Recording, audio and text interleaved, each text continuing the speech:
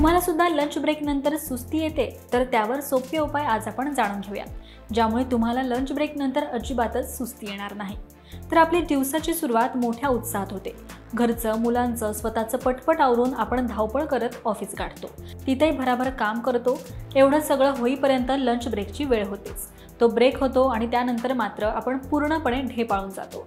Lunch ब्रेकच्या आधीचा आणि त्यानंतरचा आपला दिवस पूर्णपणे वेगळा असतो। सकाळच्या सत्रात असणारा उत्साह आणि कामाचा झपाटा लंच ब्रेक नंतर मात्र पूर्णपणे गायब होतो। असं रोजचं झालं तर त्याचा परिणाम कामावर होतो। तसेच स्त्री असो अथवा पुरुष असो, ऑफिसला जाणाऱ्या बहुतांश लोकांना या अनुभवातून जावंच लागतं। म्हणूनच असं होऊ नये त्यासाठी काय उपाय आहेत ते आपण पाहूयात।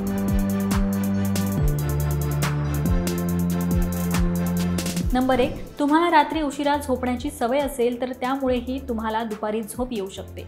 रात्री 10 ते 10:30च्या दरम्यान नियमितपणे सक्तीनं झोपा, दुसऱ्या दिवशी दिवसभर फ्रेश वाटेल। नंबर 2, तुम्ही दुपारी डब्बा खाताना ओव्हर ईटिंग तर करत नाही ना, याकडे लक्ष द्या। दुपारच्या जेवणात जास्तीत जास्त प्रोटीन्स आणि कार्बोहायड्रेट्स असतील याकडे देखील लक्ष द्या आणि खूप जास्त खाऊ नका, पोट थोडं रिकामच ठेवा।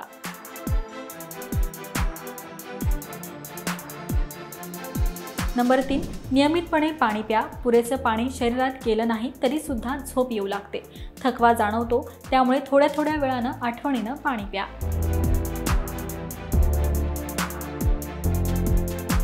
नंबर 4, सकाळच्या धावपळीतून वेळ काढणं थोडं अवघड असलं तरी सुद्धा 10 मिनिटं का होईना व्यायाम करा, शांत बसून ध्यान करा, यामुळे मन शांत होईल आणि दिवसभर उत्साही वाटेल। नंबर 5, जेवण झाल्यानंतर लगेच कामाला येऊन बसू नका। 10 ते 12 मिनिटं तरी ऑफिसच्या परिसरात चाला, त्यानंतर पाणी प्या आणि मग कामाला सुरुवात करा, ज्यामुळे सुस्ती येणार नाही। तर हे उपाय करून लंच ब्रेक नंतरची सुस्ती कायमची घालवा। त्याचबरोबर ही माहिती तुम्हाला कशी वाटली हे आम्हाला कमेंट करून नक्कीच सांगा। पाहत रहा महाराष्ट्र टाइम्स। धन्यवाद।